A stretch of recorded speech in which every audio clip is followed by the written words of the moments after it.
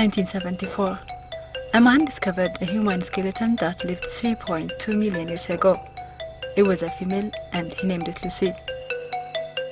That puts us, in reality, to be the cradle of humanity.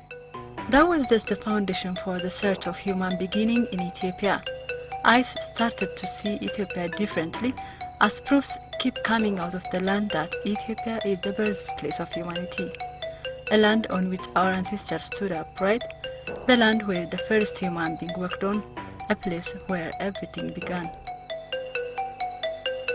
Well, being here, I feel at home. I feel this is where my life began, on this spot. This was the moment that changed my life. It's a real connection, the connectedness to our mutual ancestor is just very thrilling. And to see the spot, it's terrific. It is here where it all began, and the people of Ethiopia should be extremely proud and honored to be the beginning of this whole evolution of the human being. I have just arrived about 2 hours ago from New York. I couldn't wait to get to see Lucy. I had a date.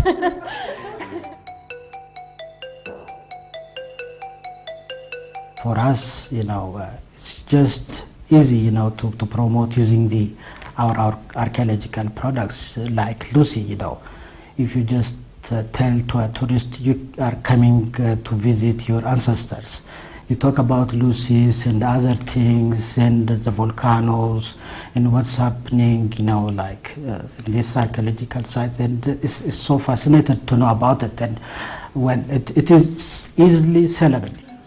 And while he was awake and a small boy, he was in a special place in the palace.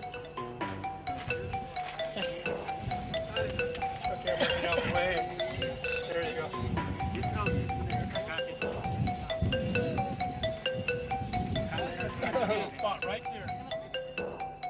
Since then, surprises never ceased coming out of this wonderland.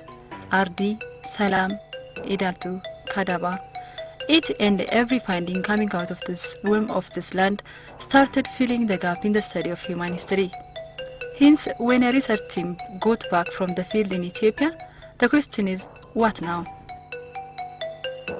And everybody keeps their eyes open whenever something comes out of Ethiopia, because they know that it's always something new, okay? Be it the earliest hominid, meaning the earliest human ancestor, or be it the earliest, modern human, that all comes from Ethiopia. Ethiopia is precious and unique in the search of our history as humans. Because we have all the evidence in Ethiopia. As a matter of fact, Ethiopia is the only country that has a continuous fossil record going all the way back to 6 million years. And we have the earliest evidence, we have evidence from the middle part of our evolution, we also have the evidence for the first appearance of anatomically modern humans, which are like ourselves. So we have all this evidence. As we go back and back further in the search of our beginning as humans, all our roots pointed to our motherland, Africa. From Africa to where all our ancestors lived on, Ethiopia, and specifically Afar, where we all began being humans. We say Afar is where it all began, right? That's our motto right now. We can now understand our position in the overall evolution of the modern world. And we find that the modern world is a product of many past worlds. Ardipithecus was followed by the world of Lucy, followed by the world of Garhi, followed by the world of Homo erectus, followed by the world of early Homo sapiens. And so in this one place in Ethiopia, you have a connection between people today and all of these more ancient people going back to a point in time where we're not people anymore. Humans are part of the larger world of life.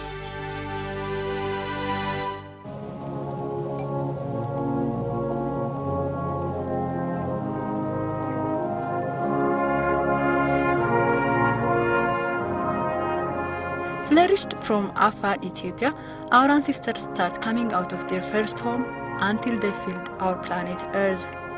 Those who remain in their homeland lived and died until at some point in time they reach a certain position, leaving us one of the major priceless ancient civilizations in our world.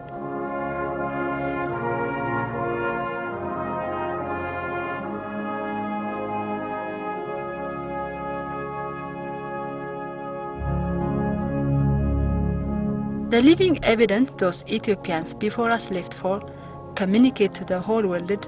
At one point in time, there was a great nation of Africa, Ethiopia, civilized while most nations live in darkness.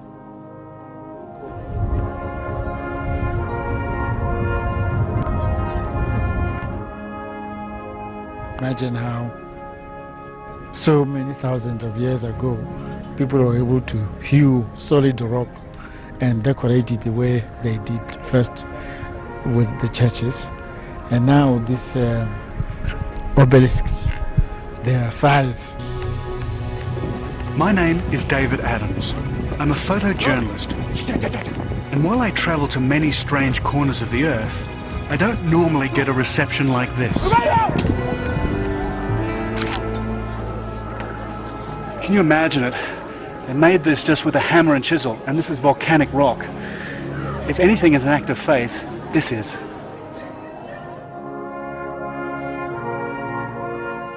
The land of Lutsi, Selam, and Idaltu, dating back to the days of Punt, dating back to the days of Abyssinia.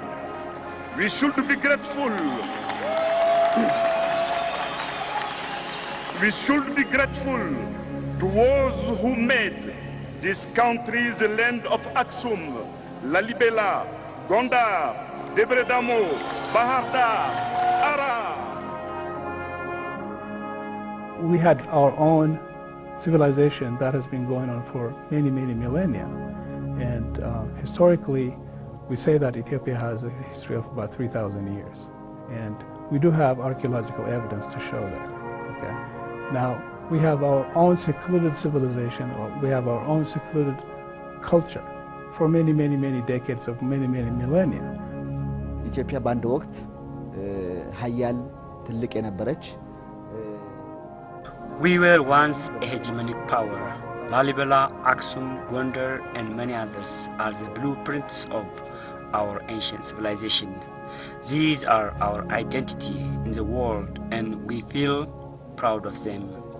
We used to say that we have like high season and low seasons. You know, our high seasons is from mid-September until February, and then it will be our lack season. But nowadays, this differentiation is now going.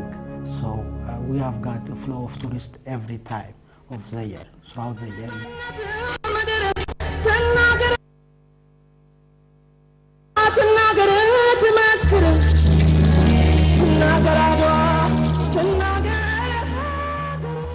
Our Ethiopian forefathers lived and died, and they were not in a position to pursue the once upon a time great nation's glory and civilization. However, in a relatively recent history, they made an outstanding deed again. While their fellow Africans were in a bitter bondage of colony, Ethiopians chased away the Italian invaders in Adwa.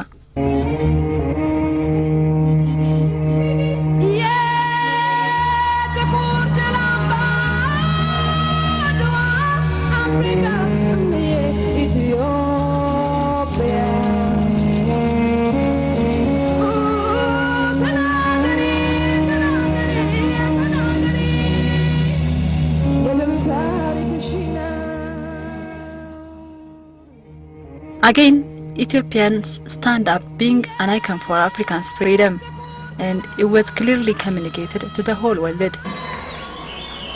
Adwa is a victory of all black people, a victory that inspired a lot of freedom fighters.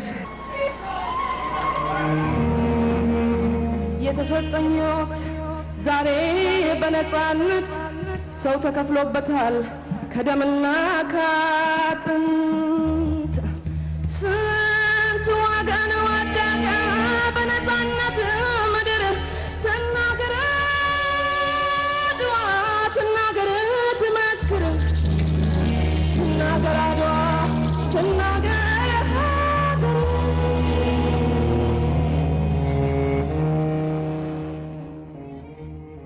if you look at the history of the world in general, and particularly Africa,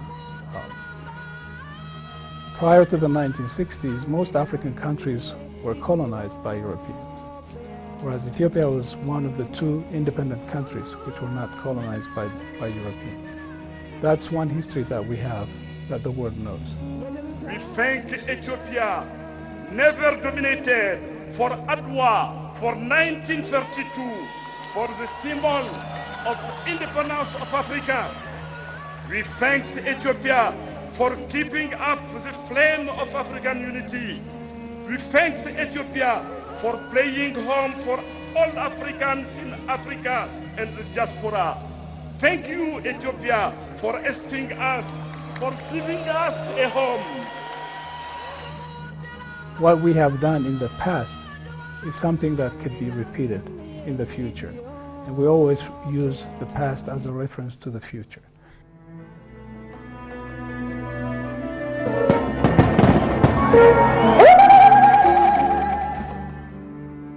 Generation lived and passed.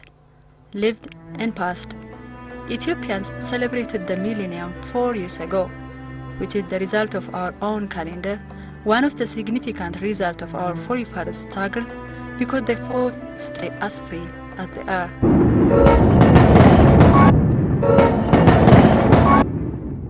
ሺህ ዓመታት በኋላ ሌላ ኢትዮጵያዊ ትውልድ የሶስተኛውን ሚሌኒየም ያከብራል።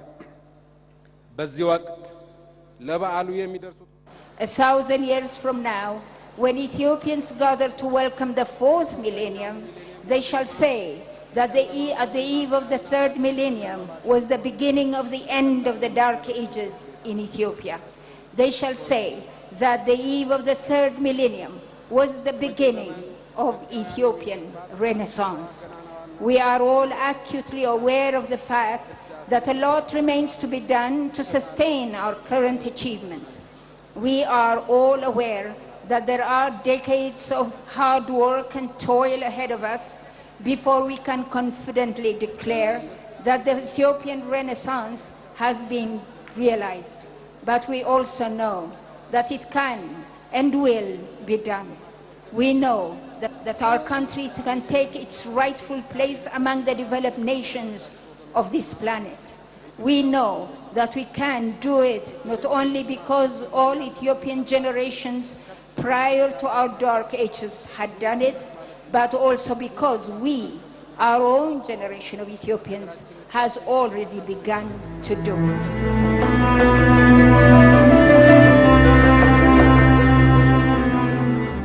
This millennium has brought a new spirit for Ethiopians, a new revival for the nation to rise up again, a time to look on our historical forefathers' glory, an urge to claim our ancient position in the world. ኢትዮጵያም ከዚህ በፊት በስልጣኔም ሀያል የነበረች ሀገር የሰለጠነች በንግዱ በዲፕሎማሲውም ትልቅ የነበረች ሀገር Ethiopians once were great nations, civilized in trade and diplomacy. With the Renaissance, we declared in our millennium, we will be rebuilding Ethiopia to where it was back then in our generation. We're going forward, and obviously with all the development that you see, eventually this is going to be history at one point. I mean, it's going to take some time, but are we going to be like on top like what we were like 3,000 years ago is a different story. But what we're seeing is that we might be able to replicate our civilization in the past in the future. The new Ethiopia is moving ahead. Long live Ethiopia! Long live Ethiopia! Long live eternal Ethiopia for common country Africa, Africa for Africa, Africa by Africans, Africa, God help us.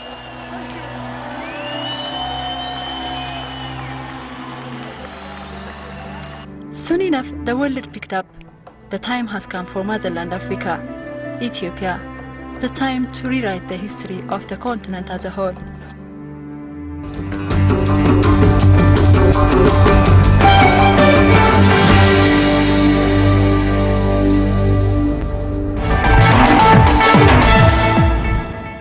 This week we travel to the Horn of Africa for a closer look at the investment opportunities and challenges in the East African nation of Ethiopia.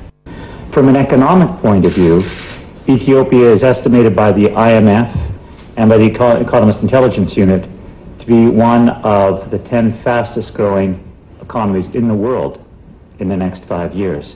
Indeed, according to some estimates, it will be number 3 after only China and India in terms of global growth, with an expected growth of over 8%.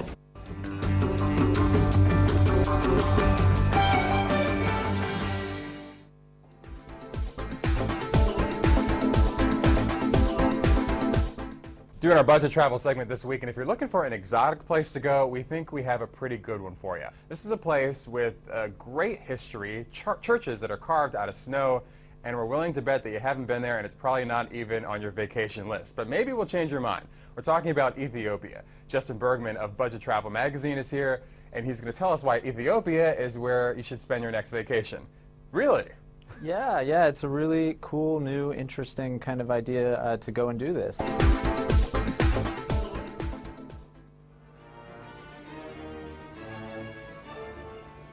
Think of drought-stricken Ethiopia, and you might not expect to see this. Modern machinery owned by a foreign multinational cultivating vast farms in one of the poorest countries in the world. The goal here is simple: to double Ethiopia's agricultural production, to make it self-sufficient, so that handouts from Britain, America and others are no longer required. Most media report Ethiopia, unlike to the unfortunate stories we used to have in the media. These days, Ethiopia is being reportedly imaged to the rest of the world with regards to the very important historic contributions this country have to the modernization, to whatsoever achievements of the current economic world.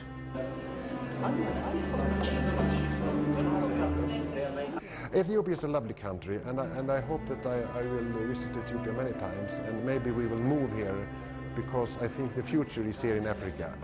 But when in '84, it was forever etched in my brain, that tragedy that happened with the famine. So when I came here, I came with an open mind, but deep down there with all these images.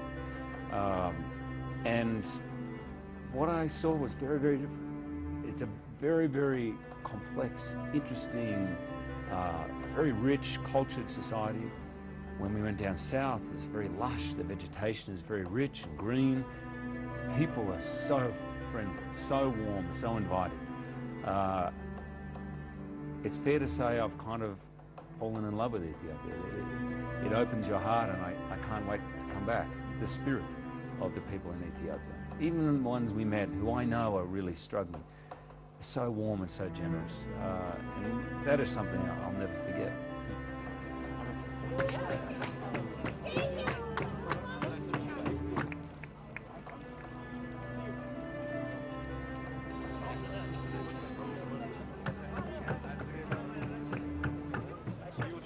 How was it? It's nice. Very good. Thank you. Thank you very much.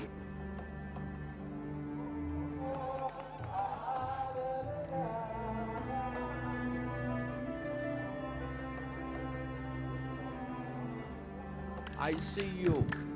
The national dress that you are having is an Aksum dress. And this book starts with Aksum and speaks about the last 2,000 years. This is in Amharic. If you are not managing to read it in Amharic, I will send you the English copy. God bless you. Beautiful gift. I have enjoyed myself, and I can't wait to go all around the world and tell the world how wonderful Ethiopia is. And I definitely can't wait to come back. I feel like it's a second home, and I've traveled many places. I've said this before, but I've never been to a place with a spirit like Ethiopia. So I'm very honored to have been in this beautiful place, and I can't wait to come back. Likewise, Ethiopia starts to show up into different continental and global issues representing itself in the continent Africa. Leaders start applauding Ethiopia in its endeavor for development. The African Union has played a critical role in facilitating negotiations in Sudan. And I also want to thank the Prime Minister of Ethiopia, our host country, for everything he has done and is doing as we speak today. Ethiopia's added 35,000 new health workers, and they're all over the country available to help out with basic health needs. Ethiopia and India are two of the countries hardest hit by child mortality, but they are not shying away from the challenge that poses. In fact, as you heard from the ministers, the Ethiopian and Indian governments are putting this problem front and center, not just at home, but on the global stage. India and Ethiopia are exemplars of countries stepping up and taking responsibility. And I thank them for their leadership and their partnership. There's two types of changes that have occurred in the last 25 years, one positive, one negative. There's been economic change, which is infrastructural, roads, telephony, economic change, health figures up, the economy up 7%, education figures up, infant mortality, malaria down. All good news. And the bad news is that climate change has radically affected the areas where those good news stories were. To spend an unforgettable night with a smallholder farmer and his family in a tukul in Ethiopia. Now the family had access to clean water, to sanitation, to health care, and indeed to education. 6 of the 8 children were in school and the other 2 were likely to be in school shortly. But they did remain very poor. And I realized that, like the farmer down the road, and just as farmers all over the world want to do, they needed to be able to sell their crops for a fair price.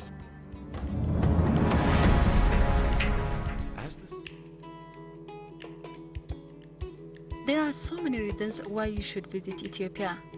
History, nature, wildlife, bird life, diverse culture and people, ancient civilization, the list is endless. It's also imperative for you to see Ethiopia once in a lifetime, because this is where you as a human began. This is where we all belong. Yet again, Ethiopia is also a place where you not only witness history.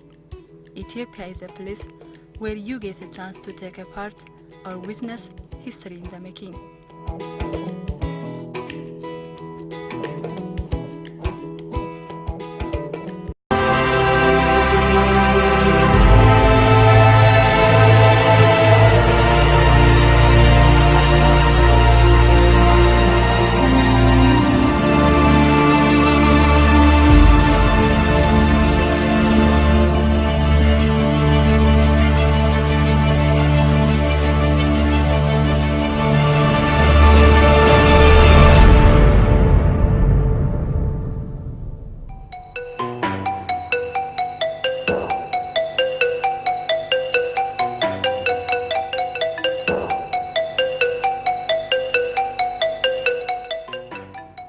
(1974).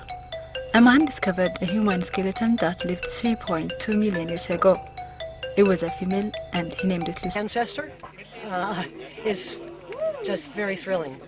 And to see the spot, it's terrific. It is here where it all began, and the people of Ethiopia should be extremely proud and honored to be the beginning of this whole evolution of the human being.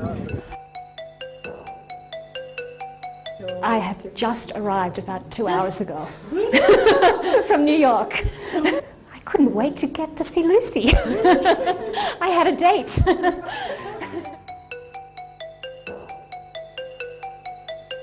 For us, it's just easy, to promote using our archaeological products like Lucy, If you just tell to a tourist. Land started filling the gap in the study of human history. Hence, when a research team got back from the field in Ethiopia, the question is, what now? And everybody keeps their eyes open whenever something comes out of Ethiopia, because they know that it's always something new, okay? Be it the earliest hominid, meaning the earliest human ancestor, or be it the earliest, modern human, that all comes from Ethiopia. Ethiopia is precious and unique in the search of our history as humans. Because we have all the evidence in Ethiopia. As a matter of fact, Ethiopia is the only country that has a continuous fossil record going all the way back to 6 million years. You are coming to visit your ancestors. You talk about Lucy's and other things and the volcanoes and what's happening, like this archaeological site, and it's so fascinated to know about it. And when it is easily sellable. And when he was awakened, a small boy, he was in a special place in the palace.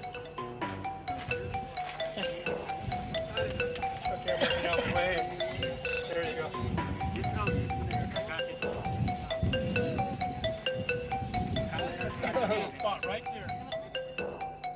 Since then, surprises never ceased coming out of this wonderland.